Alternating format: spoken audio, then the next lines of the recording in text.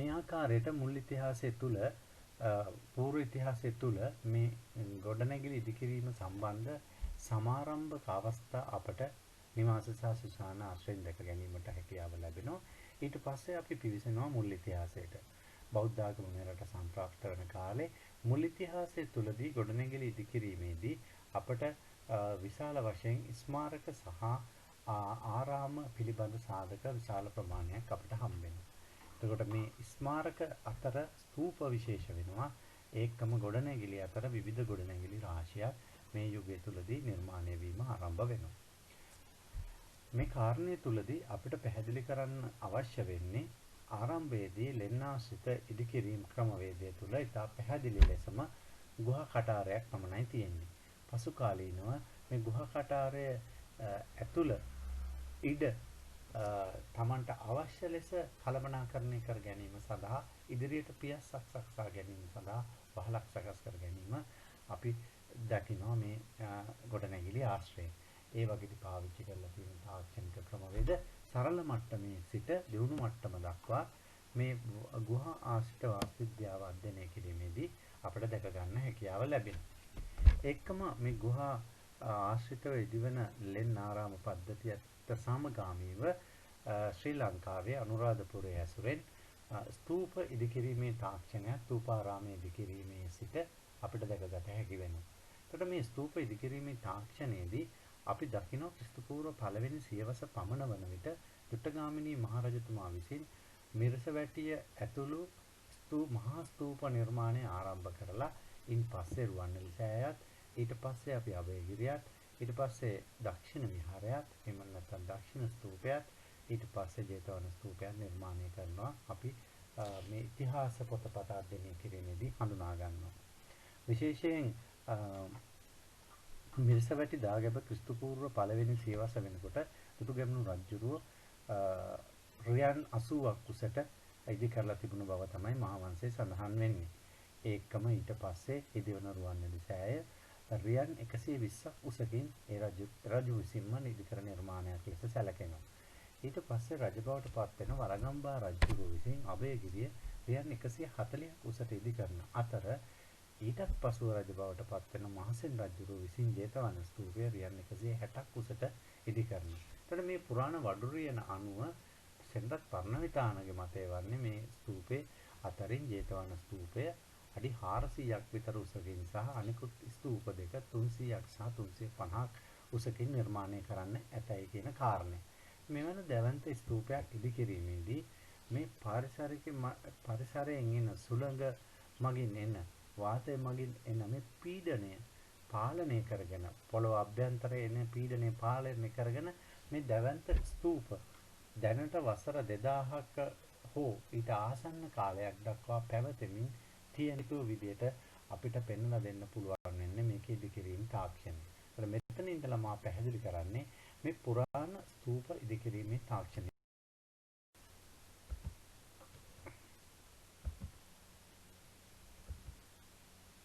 මේ ඡායාරූප දෙකෙන් ඔබට දැකගත හැකි වෙනවා 1890 වර්ෂය වෙනකොට ජේතවන ස්තූපයේ තිබිච්ච ආකාරය පිළිබඳව. මේ පල්ලෙහා ඡායාරූපයෙන් ඔබට දැකගත හැකි වෙනවා ජේතවන ස්තූපයේ වර්තමාන තත්ත්වය පිළිබඳව. 1890 ජේ.ජී. ස්මිදර් විසින් අනුරාධපුරයට ඇවිල්ලා මේ ස්තූප වාර්තාගත කරලා ආකිටෙක්චර් රිමේන්ස් අනුරාධපුර කියලා විශිෂ්ට ග්‍රන්ථයක් රචනා කරනවා. ඒ ග්‍රන්ථයේ තියෙන ඡායාරූපයක් තමයි ඔබ මේ හෙලින් දකින්නේ. ඒකම මේ සැලසුම් ඇඳලා මේ ස්තූපයේ සැලැස්ම පිළිබඳ හොඳ වාර්තාගත කරන්නකුත් ඔහු කරනවා. ජේතවනයේ පමණක් නෙමෙයි රුවන්වැලි සෑය, මිරිසවැටි, අභයගිරිය ඇතුළු මේ ස්තූප රාශියම සැලසුමට ලක් කරලා ඔහු අඳිනවා. මා මෙතනින් ඔබට මේ තාක්ෂණය පිළිබඳ කතා කරන්න ජේතවන ස්තූපය තෝරා ගැනීමට හේතුව වෙන්නේ අනිකුත් මහා ස්තූප සම්බන්ධයෙන් පූර්ණ වශයෙන් පරීක්ෂණ සිදු වෙලා තියෙන්නේ අභයගිරි ස්තූපය සහ ජේතවන ස්තූපයේ පමණයි. ඒ අතරිනුත් ජේතවන ස්තූපයේ ඉදිකිරීම තාක්ෂණය පිළිබඳ අධ්‍යයනය කරන්න අභයගිරි ස්තූපයට වඩා වැඩි ඉඩකඩක් මේ පාදම ඉදිකිරීම සම්බන්ධ කොටස තුල පෙන්වලා දෙන්න හැකියාව තියෙනවා. ඒ නිසා මම මේ ජේතවන සහ අභයගිරි ස්තූප ඇසුරෙන් මේ ස්තූප නිර්මාණ තාක්ෂණය පිළිබඳව ඔබට පැහැදිලි කරන්න.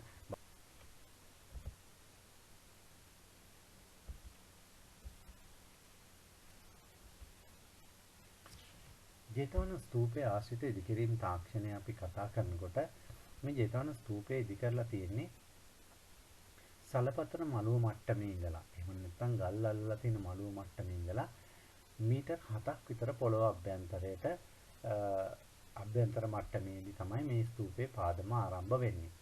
මේ ඡායාරූප දෙකෙන් දකුණු පස දකින්න ඡායාරූපය ඔබ දකින්නේ ඒ ආයකයේ දකුණු ආයකයේ ඉදිරිපසින් පොළොව යටට මේ කැණීම් කරලා තියෙන ආකාරය පිළිබඳ කැණීමක අවස්ථාවක්. එතනදී ඔබට පැහැදිලි වෙන මේ ස්තූපේ පාදමේ කොයි ආකාරයෙන්ද ඉදි කරලා තියෙන්නේ කියන කාරණය. එතකොට මේ ස්තූප ඉදි කිරීම සම්බන්ධ අපි මූලාශ්‍රය අධ්‍යයනය ගත්තාම මහාවංශ රචනා කරන මහා නාම හාමුදුරුවෝ ක්‍රිස්තු වර්ෂ 5 වෙනි සියවසේදී මේ මහා තූපේ එහෙම නැත්නම් රුවන්වැලි සෑය ඉදි කිරීම තාක්ෂණය පිළිබඳ විස්තර ඇතුළත් කරලා තියෙනවා. එහි සඳහන් වන විස්තර අනුව රුවන්වැලි සෑය ඉදි කිරීමේදී අවස්ථා 7කදී ස්තූපයේ කිඳා බැස්ස බව තමයි සඳහන් වෙන්නේ. ඒකම මේක ඉදි කරන ලද වඩුව සැලැස්ම පෙන්වීම සඳහා පාත්‍රයකට වතුර පුරවලා ඒක නියපිටින් පහරක් දුන්නාම ගොඩ නැගෙන බුබුල මේ ස්තූපයේ ගර්භය මේ ආකාරයටයි ගෝලාකාර ආකාරයට එහෙම නැත්නම් බුබුලාකාර ආකාරයට නිර්මාණය කරන බවට තමයි රජුරවන්ට පෙන්වපු බව සඳහන් වෙන්නේ. මේ ආකෘතියට ඉදි කරන මේ දැවැන්ත ස්තූපය ඉදි කිරීමට ආරම්භ කරයින් පස්සේ සත්වසාවක් කිඳා බැසලා තියෙන්නේ පොළවේ යම් මට්ටමක ඉඳලා මේක ඉදි කිරීමට උත්සාහ කරපු නිසා. නමුත් මේ පුරාණ පෙදරේරුවන් එහෙම නැත්නම් හිටපු ඉංජිනේරුවන් මේ ක්‍රියාවලියේ අසාර්ථක භාවය දැනගෙන ඊට පස්සේ කරපු දේ මහාවංශයේ විස්තර වෙනවා. ඔවුන් පෙන්නනවා රියන් 7ක් පොළව යටට කැණීම් කරලා සියලුම පස් අයින් කරලා මේ පාෂාණය මතු කරගෙන පාෂාණය මත සිට තමයි මේ රුවන්වැලි සෑය ඉදි කිරීම ඊට පස්සේ ආරම්භ කරේ කියන කාරණේ.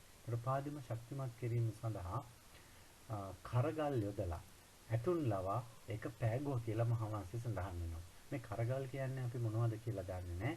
නමුත් මේ අඩිතාලම ශක්තිමත් කිරීමට පාෂාණය දූ බව එයින් පැහැදිලි වෙනවා. ඉන් පස්සේ ලෝහපටක් ඝන ලෝහපටක් ඒ කරගල් උඩින් දාලා එතන ඉඳලා ගඩොල් වලින් හිමාලයේ සිට සාමණේර භික්ෂූන් විසින් ගෙනන ලද නවනීත මැටි මිශ්‍ර කරලා මේ පාදමේ ඉදි කිරීම ආරම්භ කර බවට මහාවංශයේ සඳහන් වෙනවා. එතකොට මේ මහාවංශයේ මේ විස්තරය තියෙන්නේ අතිශෝක්තියක් සහිතව. ඒ අතිශෝක්තිය පුරාවිද්‍යාඥයින් විදිහට අපිට වැදගත් වෙන්නේ නැහැ. ඒ නිසා ඒ කතාව ඇතුළේ තියෙන අන්තර්ගතය තුළ අපිට පැහැදිලි වෙන කාරණය තමයි මේ දැවැන්ත රුවන්වැලි සෑය ස්තූපය ඉදි කිරීමේදී පාදම ඉතා ශක්තිමත්ව ඉදි කර බවට මේ මහාවංශයේ සඳහන් වෙනවා කියන කාරණේ. රුවන්වැලි සෑය ස්තූපේ පාදම කොහොමද තියෙන්නේ කියලා මේ වෙනුවට පරීක්ෂා කරලා නැහැ.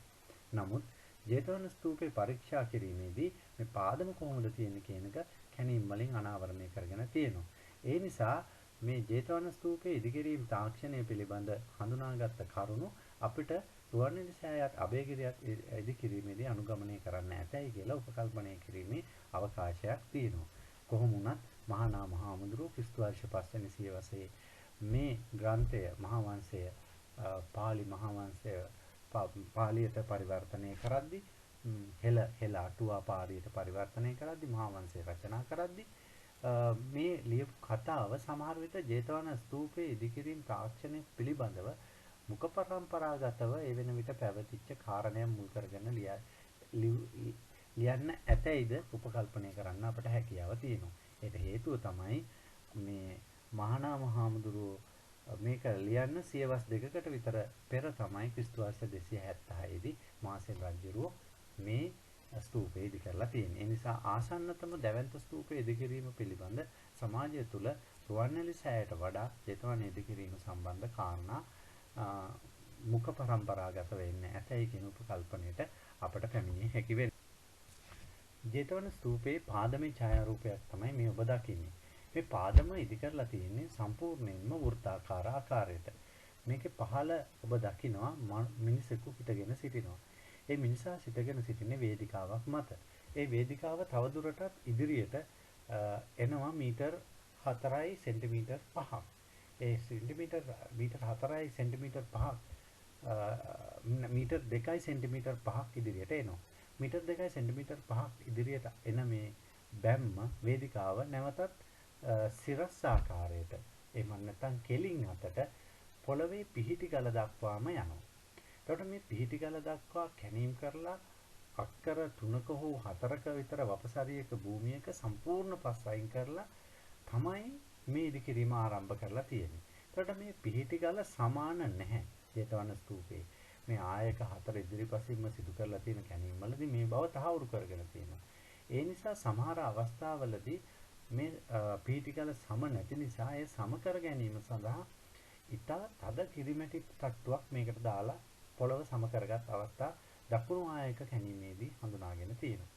මේ ආකාරයට මේ මීටර් 7ක් විතර යට ඉඳලා ආරම්භ වන ජේතවන ස්තූපයේ පාදම වෘත්තාකාර ආකාරයට ගොඩ නැගීමේදී මීටර් 4ක් විතර පිහිටි ගලේ ඉතලා උඩට බැඳලා මේ ඔබ දකින වේදිකාව මීටර් 2ක විතර වේදිකාවක් නිර්මාණය කරලා එතන ඉඳලා නැවත මීටර් 3කට වඩා වැඩි ප්‍රමාණයක් මතු පිට සලපතර මරුව දක්වා ගොඩනැගිල්ල විදියට බැම්ම විදියට ඉදි කරලා තියෙනවා. එතකොට මේ තාක්ෂණය හරිම වැදගත් අපිට. මේ තාක්ෂණයේදී හතර දිශාවෙන්ම ජේතවන ස්තූපේ මේ ගඩොලක හෝ මේ පාදමේ කිසිම තැනක කිඳා බැසීමක් ඉරිතැලීමක් හඳුනාගෙන නැහැ. ඒකට ප්‍රධාන හේතුව තමයි මේ පාදම ඉදිකිරීමේදී මේ අය පාවිච්චි කරලා තියෙන ගඩොළු සහ බන්ධන මාධ්‍ය වන මැටි. පුළුස්සන ලද ඉතාම විශාල මට්ටමේ ගඩොළු සෙන්ටිමීටර් 60 දිග 20ක් විතර පළල විශාල දිග පළල ගඩොල් තමයි මේ අය පාවිච්චි කරලා තියෙන්නේ. මේ ආකාරයේ මේ ඉතා හොඳ තත්ත්වයේ ගඩොල් පාදම ඉදිකිරීම සඳහා පාවිච්චි කරද්දී මේ ගඩොල් දෙකක් අතර බදාමයක් මේ අය යොදලා තියෙනවා. ඒ බදාමයේ ඝනකමට යොදා තිබීමක් හඳුනාගන්නේ නැහැ. ඒක අපි හඳුනාගන්නේ දියර බදාමයක් විදියට. තුනීවට හලා ගන්නා ලද මැට්ටක් යම් කිසි මැලියම් වර්ගයක් සමග මිශ්‍ර කරලා මේ ගඩොලක් උඩ ගඩොලක් තියෙන ක්‍රමවේදයකට තමයි මේක බැඳලා තියෙන්නේ. අපි ඒකට කියනවා ගඩොලක් මත ගඩොලක් ලැබීමේ තාක්ෂණය කියන කාරණේ. කුස්තූරයක් එකිනෙක ගඩොලක කුස්තූරයක් එකිනෙක ගැටෙන්නේ නැති විදියට බඩගල් සහ ඔලුගල් බඩගල කියනවා අපි දිග අතට තියෙන ගල. ඔලුගල් කියනවා හරස් අතට තියෙන ගල. මේ බඩගල් සහ ඔලුගල් කියන ක්‍රමවේදය පාවිච්චි කිරීමෙන් වරියෙන් වරිය එහෙම නැත්නම් ගඩොල් පේලියෙන් පේලිය ඉහළට බැඳීම තමයි මේ ශිල්පීන් සිදු කරලා තියෙන්නේ. මේ මැටි වර්ගයේ පිළිබඳ අපි පැහැදිලි කිරීමේදී කිව්වා මේක යම්කිසි මැලියම් විශේෂයක් එක්ක කලවම් කරලා තියෙන බවක් පේනවා කියන කාරණේ. මහාවංශය අධ්‍යයනය කිරීමේදී අපිට පේනවා මහ තූපයේම නැත්නම් රුවන්වැලි සෑය ඉදි කිරීමේදී ගිවුල් මැලියම් පාවිච්චි කරා කියලා මේ නවනීත මැටිත් එක්ක. ඒතර මේ ගිවුල් මැලියම් කියන්නේ සමහර විට දිවුල් ලාටු වෙන්නත් පුළුවන්. එහෙම නැත්නම් වෙනත් ලාටු විශේෂයක් වෙන්න පුළුවන්. ඒතර මේ හලා ගන්නා ලඳ හොඳ මැට්ට යම් ආකාරයකට කුමන හෝ බන්ධන මාධ්‍යයක් මැලියම් ශාක මැලියම් වෙන්නත් පුළුවන් වෙනත් මැලියම් වර්ගයක් වෙන්නත් පුළුවන්. එහෙම නැත්නම් කෘත්‍රිමව සකස් කර ගන්නා ලද දෙයක් වෙන්නත් පුළුවන්. මේ පාවිච්චි කරලා තමයි මේ බන්ධනය සිදු කරලා තියෙන්නේ. ඒකට මෙන්න මේ ඉදිකිරීම නිසා තමයි ජේතවන ස්තූපය අවුරුදු 1600කට වඩා පැරණි මේ ස්තූපේ පාදමේ කිසිදු ඉරක සලකුණක් හෝ නොමැතිව අද වෙනකොනුත් අපිට දැකියාගත හැකි වන්නේ. ඇත්තටම මේක ගත්තොත් ලෝක පුදුමයක් බවට පත් කිරීම එහෙම නැත්නම් ලෝක උරුමයක් බවට කිරීමේදී මේ නිර්මාණයේ තියෙන විශේෂත්වය අතිශයින්ම වැදගත් වෙලා තියෙනවා මේ ඉදිකිරීම තාක්ෂණය. ඒ නිසා මේ බැම්ම තනිකරම ඉතා හොඳ තත්ත්වයේ ගඩොල් වලින් පාදම ඉදිකිරීම ආරම්භ කරලා තියෙනවා. ස්තූපේ පේසාවලලු 3 දක්වාම තනි බැම්මක් විදිහට තමයි ඉදි කරලා තියෙන්නේ. මේ තියෙන්නේ ජේතවන ස්තූපේ පාදමේ සැලැස්ම උතුර සහ නැගෙනහිර ප්‍රදේශවල හඳුනාගෙන තිබෙන ආකාරය. ඔබට පැහැදිලි වෙනවා ඉහළින්ම තියෙන්නේ සලපතර මළුවේ ගල් මළුව. ඒ ගල් මළුවට සමගාමීව තියෙනවා පසකින් ආයතය ගලින් ඉදි කරපු පාදම. ඊට පස්සේ ගඩොලින් ඉදි කරපු මේ බැම්ම තමයි අපි පීටි පාෂාණය දක්වා දැක ගන්න හම්බෙන්නේ. මේක සම්පූර්ණම වෘත්තාකාර ලෙස ඉදි කර බැම්මක් විදිහට තියෙනවා. තුන්මාල් බේසාව දක්වාම මේ ආකාරයට තනි බැම්මක් විදිහට ඉදිවන මේ දැවැන්ත ස්තූප පාදම ඉන්පස්සේ ගර්භය නිර්මාණය කිරීම ආරම්භ වෙනවා. මේ ගර්භය නිර්මාණය කිරීම ජේතවන ස්තූපයේදී සුවිශේෂ තාක්ෂණයකින් සිදු වෙලා තියෙනවා. මේ ඡායාරූපයෙන් ඔබ දකින්නේ ජේතවන ස්තූපයේ අර පාදම මට්ටමේ ඉඳලා එන තනි බැම්ම පළවෙනි පේසාවලල්ල, දෙවෙනි පේසාවලල්ල සහ තුන්වෙනි පේසාවලල්ල දක්වාම එකම මට්ටමකට ඉදි වෙලා තියෙනවා කියන ආකාරය හඳුනාගත හැකි සාධකයක්. එතකොට මේ ආකාරයෙන් ඉදිවෙච්ච මේ මට්ටමේදී මුළු ස්තූපය පාදමම පේසාවලලු මට්ටම දක්වා සම මට්ටමකට ආවයින් පස්සේ මේ පාදමේ මැද තමයි ධාතු ගර්භය ඉදිවීම සිදු වෙන්නේ. ධාතු ගර්භය ජේතවන ස්තූපේ කුමන ආකාරයකක්දයි මෙතෙක් හඳුනාගෙන නැහැ. එම හඳුනා ගන්න මේක ඇතුළට කැණීම් කරන්න තරම් අවකාශයක් මේ වෙන විට නිර්මාණය වෙලා නැහැ. ඒ නිසා මෙතනින් පස්සේ අපිට තියෙන්නේ මේකේ ගර්භය කොයි ආකාරයෙන්ද බැඳලා තියෙන්නේ, ඒ ගර්භයේ තාක්ෂණය පාදම බඳින්න පාවිච්චි කරපු තාක්ෂණයමද කියන කාරණය හඳුනා ගැනීමට මේ ඡායාරූපේ මම පැහැදිලි කරන්න උත්සාහ කරන්නේ එක කාරණයක්. ඒ තමයි මේ පේසාවලලු දක්වා පාදම පීඨිපාෂාණයේ සිට ඉදිකිරීම කරගෙන ඒමේදී පුරාණයේ ස්තූපයේ ඉහළ හතරස් කොටුව මත කොත් කැරැල්ලක් තිබුණේ නැහැ. දේවතා කොටුවක් හෝ කොත් කැරැල්ලක් තිබුණේ නැහැ. ඒ බව අපිට රුවන්වැලි සෑය, මිල්සවැටිය, ඒකම අභයගිරිය වගේ අනුරාධපුරයේ තියෙන ස්තූප වලින්ම නිදර්ශන සපයා ගන්න හැකියාව තියෙනවා. එතකොට මේ හතරස් කොටුව වෙනුවට ඒ වටා දැවයෙන් හෝ පාෂාණ වලින් කරන ලද ගල් වැටක් තමයි තිබිලා තියෙන්නේ. ආරම්භයේදී දැව පසු කාලීනව ගල් වැටක් බවට පත් වෙලා තියෙනවා. නමුත් මේ ගල් වැට මැද ඉන්පසු කොත් කැරැල්ල හෝ දේවතා කොටුව වෙනුවට ඉදි වෙලා තියෙන්නේ විශාල ටැබක්. ඒක යූප ගල විදියට හඳුනා ගන්න. එතකොට මේ අඩි 100කට වඩා ඉහළ ධාතු ගර්භයකට විශාල ගල් ටැබක් ඉහළට එසවීම පහළ පොළොව මට්ටමේ ඉඳලා සිදු කිරීමට හැකියාවක් ලැබෙන්නේ නැහැ. ඒ නිසා පුරාණයේදී මේ ශිල්පීන් කරපු දේ තමයි මේ පාදමේ ඉඳලා ඉදි කරගෙන එනකොට පොළොව මට්ටමට ආවහම පොළොව මට්ටමේදී තියෙන මේ කළු ගල ලීවර වගේ දැව පාවිච්චි කරලා ලීවර තාක්ෂණික ක්‍රමයෙන් මගින් මේ බඳින ගඩොල් වරිය උඩට පෙරලගෙන ඊගාව වරියෙන් වරිය ඉහළට රැගෙන යාම තමයි සිදු කරලා තියෙන්නේ. අපි විශ්වාස කරන මේ ගල හම්බෙන්නේ ජේතවන ස්තූපේ නැගෙනහිර ආයතනයේ තුන්වෙනි පේසාව ඇතුළේ තියෙන එකක් විදියට. මේ පේසාව ඇතුළේ මේ ගලක් තියෙන කිසිම විශාල ගලක් මීටර් 5ක් දිග මීටර් 4ක වට ප්‍රමාණයක් තියෙන විශාල කළු ගලක් මෙහෙම තියෙන විදියක් නැහැ. මේක තමයි ජේතවන ස්තූපයේ යූප ගල නිර්මාණයට රැගෙන ගිය ගල විය හැකි කියලා උපකල්පනය කරන්න අපිට පුළුවන්. විශේෂයෙන් ක්‍රිස්තු වර්ෂ 3 වෙනි සියවසෙන් පස්සේ මේ යූප ගල් ස්තූප සඳහා යෙදීම සම්පූර්ණයෙන්ම අත්හැර දමන බවට සෙන්වත් පරණවිතාන මහත්මයා එතුමාගේ විශිෂ්ට පර්යේෂණ කෘතියක් වන ලංකාවේ ස්තූපය පොතේදී දක්වලා තියෙනවා. ඒ නිසා මේ ජේතවන ස්තූපය බැඳගෙන යන අතරතුර ක්‍රිස්තු වර්ෂ 276 ආරම්භ කරලා මේක කරගෙන යන අතරතුර මේ අවශ්‍යතාවය නොමැති නිසා මේ රැගෙන ආපු ගල මේ පේසාව ඇතුලේ වල දාලා එහෙම නැත්නම් මේක වහලා දාලා එතනින් එහාට බැම්ම බැඳගෙන ගියපු ආකාරය තමයි අපිට හඳුනා ගන්න හම්බෙන්නේ. එතකොට මෙතනදී ඔබට පැහැදිලිව පේනවා දෙවෙනි පේසා වලල්ල මැද ලොකු වෘත්තාකාර සිදුරක් තියෙනවා. මේ කපරාරු කරපු පේසා වලල්ල. ප්‍රායකයෙන් වෙහිලා තමයි මේක තිබුණේ. කැණීමේදී තමයි අපිට මේ මතුවෙන්නේ. එතකොට මේකෙන් අපිට හඳුනා ගන්න පුළුවන් කාරණේ තමයි මේ බැම්ම ඉහළට බැඳීම සඳහා පලංචි ක්‍රමයක්. මේ පෙදරේරුවන් භාවිතා කරලා තියෙන කාරණේ. හේතුව ගඩොල් ඉහළට බැඳගෙන යනකොට මේ බැම්ම ඉහළට එසවෙනකොට ගඩොල් ආදී දේවල් ඉහළට රැගෙන යාමට ක්‍රමවේදයක් අවශ්‍ය වෙනවා. බදාම ඉහළට අරගෙන යාමේ ක්‍රමවේදයක් අවශ්‍ය වෙනවා. ඒ සඳහා පලංචි ක්‍රමයක් පාවිච්චි කරන බවට හොඳම නිදර්ශනයක් තමයි මේ අපි තුන්වෙනි පේසාව මේ ආකාරයෙන් ඉදි කරයින් පස්සේ සම මට්ටමට ගෙනල්ලා එතන සිට මේ ශිල්පීන් විසින් මේ ගර්භය ඉදි කිරීම ආරම්භ කරලා තිනවා. බුබුලාකාර හැඩයට දිය බුබුලක හැඩයට නිර්මාණය කරලා තියෙන මේ ගර්භයේ පැති සකස් කර ගැනීමේදී විශේෂයෙන්ම මේ පැති සකස් කර ගැනීමට අදාළව ගඩොල් නිර්මාණය කර ගැනීම හඳුනාගත හැකි වෙනවා. ඒ தත්ත්ව මම ඉදිරියේදී ඔබට අබේගිරි ස්තූපය ආශ්‍රයෙන් පැහැදිලි කරන්න බලාපොරොත්තු වෙනවා. නමුත් මෙතනදී දැන් මම පැහැදිලි කරන්න උත්සාහ කරන්නේ මේ ගර්භයේ අවසානය ඉතාමත්ම හොඳ මට්ටමට නිර්මාණය කරලා තිනවා හොඳ ගඩොල් පාවිච්චි කරලා.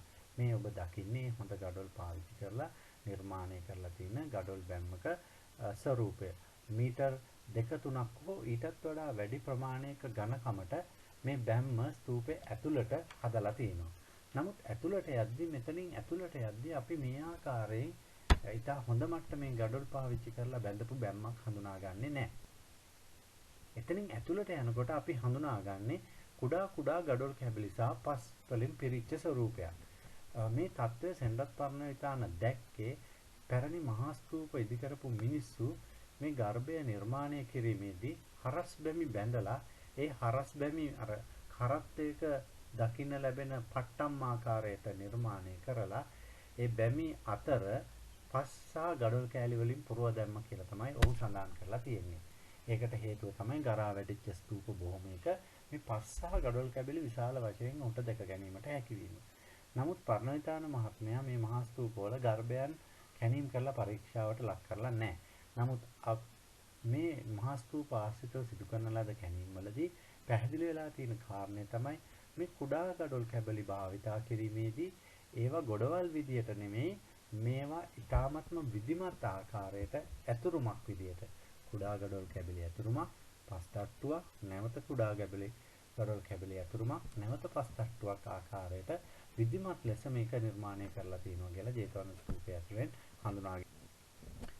එතකොට මේ ආකාරයට මේ බැම්ම බැඳගෙන ඉහළට යනකොට ඉදිරියෙන්ම තියෙන බැමි කොටස හොඳ ගලුත් ඇතුළට යනකොට කැබලි කොටසුත් බැඳගෙන යන අතරතුරේ මේවා ලිස්සා යාම පාලනය කිරීම සඳහා මෙන්න මේ හැඩයට බැමි බැඳීමක් සිදු කරලා තියෙනවා. සමස්ත හැඩය අපි ගත්තොත් අපි ස්තූප ගර්භයේ වෘත්තාකාර ලෙස ගත්තොත් මේ බැමි බැඳලා තිබෙන්නේ තාරුකා හැඩයකට ස්ටාර් ෂේප් එකකට. එතකොට මේ තාරුකා හැඩයට බැම්ම බඳින්න හොඳ ගඩොල් යොදලා බැම්ම බඳින්න හේතුව තමයි යම් තරමක් උසට යනකොට මේ ආකාරයෙන් බැඳලා ලිස්සා යාම පාලනය කරලා නැවතත් ඉහළ මට්ටමට යනකොට නැවතත් ස්ටාර් ෂේප් එකට එහෙම නැත්නම් තාරුකා හැඩයට මෙවැනි බැම්ම බැඳලා අර ආකාරයට ගඩොල් සහ මැටි පාවිච්චි කරලා ගඩොල් කැබලි සහ මැටි ආශ්‍රිතව මේ ආකාරයට ගර්භයේ ඉහළ දක්වාම මේ නිර්මාණය ඉදි කරගෙන ගිහිල්ලා ගර්භයේ අවසානයේදී අවසන් වෙන ස්ථානවලදී නැවතත් හොඳ මට්ටමේ ගඩොල් විශාල ගඩොල් පාවිච්චි කරලා අර ඉහළින් එන ජලයෙන් වෙන සේදීම් වළක්වා ගැනීමට මේ අය කටයුතු කරලා තියෙනවා. මේ ගඩොල් ආරක්ෂා කර ගැනීම සඳහා ස්තූපයේ පැවැත්ම ආරක්ෂා කර ගැනීම සඳහා අවසන් වශයෙන් මෙතන දකින ආකාරයට හුණු බදාම කපරාරුවක් කරලා මේ ස්තූපය මතු පිට තට්ටුවක් නිර්මාණය කර ගැනීම හඳුනාගත හැකියි. මෙතනින් පස්සේ මා පෙන්වා දෙන්න උත්සාහ කරන්නේ ස්තූපයේ හතරස් කොටුව නිර්මාණය කිරීම සම්බන්ධව. ආරම්භක ස්තූපවල හතරස් කොටුවක් තිබුණේ නැහැ කියන කාරණය මා පැහැදිලි කරා. ගල් ගරාදි වැටක් හෝ දෙව ගරාදි වැටක් තිබිච්ච ස්තූපවල ගඩොල් ඝණයක් ලෙස ඉදිවීම ආරම්භ වෙන්නේ ක්‍රිස්තු වර්ෂ 4 වෙනි සියවස හා ඊට පස්සේ කාලෙ විදියට තමයි සෙන්බත් පරණවිතාන මහත්මයා පෙන්වලා දෙන්නේ. මේ ජේතවන ස්තූපේ හතරස් කොටුව නිර්මාණය සම්බන්ධව මේ පර්යේෂණ මට්ටම ආරම්භ කිරීම 2000 වසරේ සිදුවෙන්න පෙරින් බොහෝ අය විශ්වාස කරේ මේ ස්තූපේ හතරස් කොටුව අර පාදම මට්ටමේ ඉඳලම ගඩොල් ඝණයක් ලෙස ඉදි කරලා තියෙන්නේ නැති කියලා. ඒකට හේතුව තමයි විශේෂයෙන්ම පොළොන්නරුවේ රංකොත් විහෙරෙත් ඒකම තෝපාවැව කුඩා දාගබගත් සීගිරිය දාගබගත් ඒකම අනුරාධපුරේ දක්ෂිණ ස්තූපේත් හතරස් කොටුව නිර්මාණය කරලා තිබුණේ ඒ ආකාරයට. ගඩොල් ඝණයක් ලෙස පාදම මට්ටමේ ඉඳලම ඉහළට ගෙනල්ලා ඉන්පසුව මේ ගඩොල් ඝණයට කරත්තරෝදයක පට්ටම් ආකාරයට හරස් බැමි බැඳලා ඒ මැද කොටස් ගඩොල් කැලි සහ පස් වලින් පුරවා තිබීම. ඒ නිසා මේ දැවැන්ත ස්තූපත් ඒ ආකාරයෙන් තියෙන්නේ නැති කියලා තමයි විශ්වාස කරේ. නමුත් මේ කාරණය ඉතාමත්ම විධිමත් ආකාරයට එහෙම නොවන බව හඳුනා ගැනීමට 2000 අවුරුද්දේ ජේතවන ස්තූපයේ හතරස් කොටුවේ වයඹ කාර්තුවේ සිදු කරන ලද කැණීමකදී හැකි වුණා. ගර්භයේ ඉහළ මට්ටමේ ඉඳලා මීටර් 2ක් පමණ පොළව මේ ගර්භයේ ඇතුල් මට්ටමට සිදු කරන ලද මේ කැණීමේදී මේ ස්තූපයේ පාදම ආරම්භ වෙන්නේ මීටර් 1.5ක් මතු පිට මට්ටමේ සිට මීටර් 1.5ක් අභ්‍යන්තරයෙන් මෙන්න මේ බැමි පදනම් කරගෙන කියන කාරණේ තා පැහැදිලි වුණා. ඔබට පැහැදිලි වෙනවා මේ එළියට පන්නන ලද ගඩොල් වරි ගඩොල් වලි 10ක් හෝ 11ක් අපිට දැක ගන්න හැකියාව තියෙනවා. ඊට පස්සේ අපි දකිනවා බැම්ම කෙලින් අතට ඉහළට නිර්මාණය කරලා තියෙනවා. එතකොට හතරස් කොටුවේ පාදම වෙන්නේ මෙන්න මේ කොටස, මේ යටම දකින්න හම් වෙන කොටස. මේකේ පැත්තක දිග අපි ගත්තොත් අඩි 92ක් විතර දිගයි. අඩි 92ක හරි හතරස් කොටුවක් තමයි අපි දකින්නේ. පර්චස් වලින් ගත්තොත් පර්චස් 26ක විතර ප්‍රදේශයක් මේ හතරස් කොටුව සකස් කිරීමට මේ ශිල්පීන් පාවිච්චි කරලා තියෙනවා. එතකොට මෙවැනි ඉතා අති දැවැන්ත හතරස් කොටුවක් නිර්මාණය කිරීමේදී ඔවුන් මේ ගර්භය නිර්මාණය කරගෙන තියෙන අස්ථාවර බැම්ම ඔබට පැහැදිලි වෙනවා. මේ බැම්මෙන් ඉස්සරහා තියෙන අස්ථාවර ගඩොල් කැබලි. ඒ ගඩොල් කැබලි තට්ටුවක් විදිහට තමයි තියෙන්නේ. මේ මත තමයි මේ අති දැවැන්ත හතරස් කොටුව නිර්මාණය කරන්නේ. ගඩොල් කැබලි අස්ථාවර ලෙස පාවිච්චි කරත් ඒක ඔරොත්තු දෙන ආකාරයේ නිර්මාණයක් විදිහට තමයි අර හතරස් කොටුවේ පාදම ඉහළ බැම්මට වඩා පළල් ආකාරයෙන් නිර්මාණය කරලා තියෙන්නේ. මේතන දකින්නේ ඔබ ඒ යට අපට නොපෙනෙන පාදමේ ඉඳලා ඉහළ හතරස් කොටුව නිර්මාණය කරලා තියෙන ආකාරය.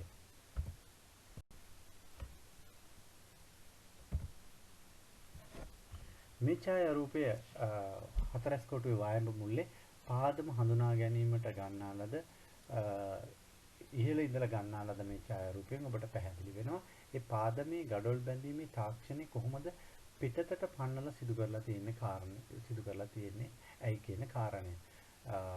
මේකේ පෙන්눔 කරන ආකාරයට ගඩොල් වර 11ක් විතර මේ එළියට පන්නලා තමයි පාදමේ පළල වැඩි කරලා එතන ඉඳලා ඉහළට සිරස් ආකාරයෙන් මේ බැම්ම නිර්මාණය කරලා තියෙන්නේ. ඒකම මෙතනින් ඇතුලේ අපි දකිනවා මේ හතරස් කොටුව නිර්මාණය කිරීම සඳහා හොඳ මට්ටමේ මෙන්ම කැබලි මට්ටමේ ගඩොල් පාවිච්චි කරලා මේ හතරස් කොටුව නිර්මාණය කරලා තියෙනවා. මේ ඡායාරූපයෙන් ඔබට ඉතා හොඳින් පැහැදිලි වෙන්න ඕනේ මේ හතරස් කොටුවේ පාදම නිර්මාණය කරලා තියෙන්නේ අර කියන කුඩා ගඩොල් කැබලි මත ස්ථාවර බැම්මක නෙමෙයි අස්ථාවර බැම්මක. එතකොට මේ ගඩොල් කැබලි පරණවිතාන මහත්තයා සඳහන් කරන ආකාරයට ගොඩක් විදියට පුරවලා නැහැ. මේක තට්ටුවක් විදියට විධිමත්ව අතුරලා තියෙනවා. ඊට පස්සේ මැටි තට්ටුවක් දාලා තිනවා. නැවත ගඩොල් තට්ටුවක් අතුරලා තිනවා. ඒ ආකාරයෙන් නිර්මාණය කරන ලද බැම්මක් මත තමයි මේ ස්ථිර ලෙස ඉදි කරන ලද හතරස් කොටුව දැක ගන්න හැකි. මේ ඔබ දකින්නේ බැම්ම ස්වරූපය මෙතන මේ කළු පැහැයෙන් තියෙන එතන තියෙන පිපුරුමක්. නමුත් මේ බැම්ම කෙලින් අතට එතන ඉඳලා උඩට අඩි 40ක් විතර උසට නිර්මාණය කරලා තියෙනවා. අපට දැකගත හැකි වන හතරස් කොටුවේ අභ්‍යන්තර ස්වරූපය මැටි සහ ගඩොල්ම තමයි මේ සඳහා පාවිච්චි කරන්නේ. අපිට පේනවා එළියේ මට්ටමේදී මේ ඡායාරූපයේ ඉදිරියෙන් තියෙන හොඳ මට්ටමේ ගඩොල් ඇතුළට යන්න මෙතනදී කැබලි ගඩොල් භාවිතා කිරීම අපි දකිනවා. බදාමයේ විදියට මැටි මාධ්‍යම තමයි පාවිච්චි කරන්නේ පුළුස්සන ලද ගඩොල් බැඳීම සඳහා. මේ තාක්ෂණය මේ ආකාරයෙන් ඉහළට ඔසවාගෙන ඇවිල්ලා ඒකම දේවතා කොටුව කොත් කැරැල්ල දක්වාම මේ ආකාරයෙන් බැම්ම නිර්මාණය කළ මේ ස්තූපය අවසන් කිරීම තමයි ජේතවන ස්තූපයෙන් අපි දකින්නේ. ඒකට මේ පුරාණ පෙදරේරුවන් මේ තාක්ෂණික ක්‍රමවේද අනුගමනය කරලා මේ ආකාරයට මේ ස්තූපය විශිෂ්ට ලෙස නිර්මාණය කරලා තියෙනවා කියලා පෙන්වලා දෙන්න පුළුවන්.